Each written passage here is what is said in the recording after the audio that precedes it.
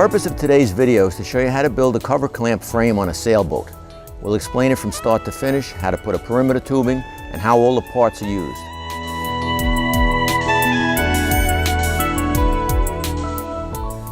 This is basically what a cover clamp kit consists of. We have the K600 clamp, which is used to connect the tubings. We have the couplings, which connects tubings end to end. We have rubber tips, which protect the deck. Slide locks, which are used on the vertical support. End plugs to seal the ends of the tubing. Protection pads to used at the intersection where the vertical support meets the ridge pole, that's to protect the cover. And then the color code system, which is used to label each piece so you'll know exactly where it goes by color and number. It makes it very easy to put it together each year.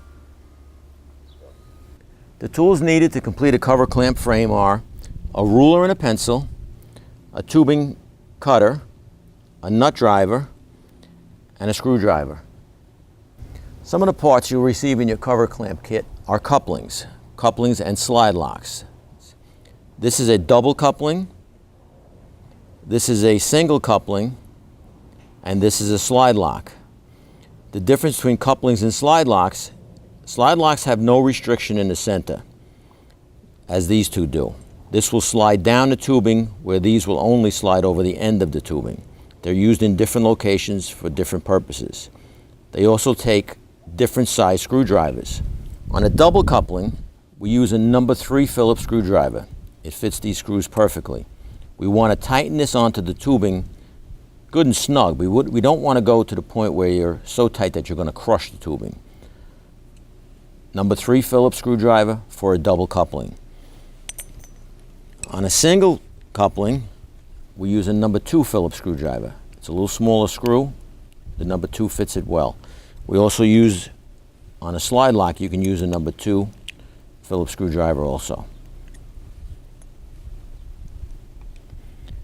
If you want, you can even use a straight slot. The way the screw is made, it'll take a regular slotted screwdriver. You can use it that way. I kind of like the Phillips because it holds the screwdriver in place on the screw. Cover clamp parts are made specifically for this purpose, for a frame system. These are not regular EMT couplings, and this is not a regular chair leg. Our couplings are all welded seam, high strength couplings. If you look inside, you can see there's a welded seam in there. Both the single and the double couplings are made this way. These are extra strong. These are not just EMT couplings. These are made specifically for the purpose of building a frame. EMT couplings are not made that way. They won't take the stress and the strain that these couplings will. The rubber tips have a molded in metal insert in the bottom so that the tubing, when the weight of the ice and snow and frame is on this rubber tip, it won't punch through and damage your deck. All our rubber tips have that insert built into them. Also, you'll need to tighten the clamps a 1/2-inch nut driver. You can also take and put the blade of the nut driver into your battery drill and use this to tighten the clamps. This makes it a lot easier and a lot quicker, especially for a reassembly. You'll also need a 1/2-inch deep wall socket. We use this for the final tightening of the clamps, just to snug them down a little tighter. Also, a knife or a razor knife comes in handy to cut the strapping that we use to hold the frame cross-tied side to side, and also we use that strapping on our covers. In the video, you'll see us making bends in tubing. The bend that we use the most is a 60-degree bend, and the way we make that is we use a tubing bender. The way we make that bend is we take our tubing bender, place it on the tubing.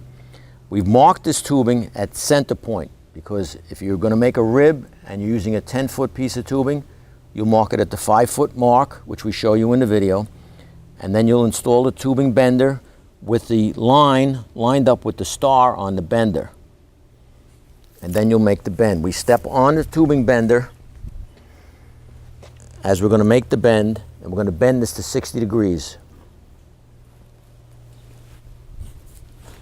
Now, the way we determine 60 degrees, on the side of the bender, there are lines. You'll see 30, 45, 60. When that line is parallel to the ground, that's a 60-degree bend. And that's what we want from most all our ribs and rib legs. All right, first we have the K600 clamp. There's 5 in a bag on a kit, and on the back it shows you how to put it together. There's 2 halves, an A and B, a rubber insert, a bolt, a nut, and a washer.